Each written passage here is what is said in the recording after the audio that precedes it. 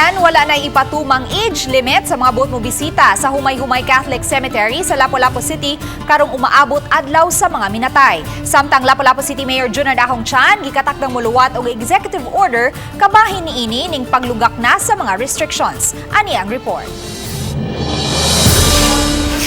Karon pa lang, nagsugod na sa pagpangandam ang mga trabahante sa Humay-Humay Catholic Cemetery alang sa pagdagsa unya sa daghang mga tao atol sa pagtimaan sa adlaw sa mga minatay. Giandam na usab nila ang mga signages nga ipamutang sa nagadang bahin sa samang aron magsilbing giya sa katawhan.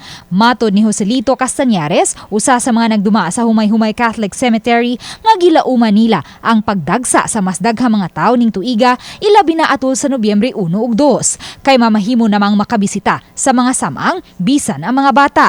Basta magsulob lang og face mask. Mamahimo na usab nga makadala og pagkaon sulod sa samang. Hinon higpit nga gidili gihapon ang pagdala og mga ilimnong makahubog, bladed weapons ug sound system. So bata og tigulang makasudra.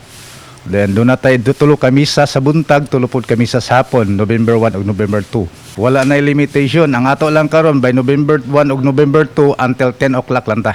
Samtang gipahibaw ni Castañares nga sukwahi sa miaging tuig nga nasinati ang kakuwangan sa mga panteon ilabay na niadtong Agosto ug Setyembre 2021 diin mo average og 20 ngadto sa 26 ang mga patay matag adlaw nga ilubong sa mong samang karon anaa na lang kini sa 5 ngadto sa 6 ka mga minatay matag adlaw. Dako na kayo og diferensya compare kaniadto. Yes, na atay mga expire nga which is makita na gyud.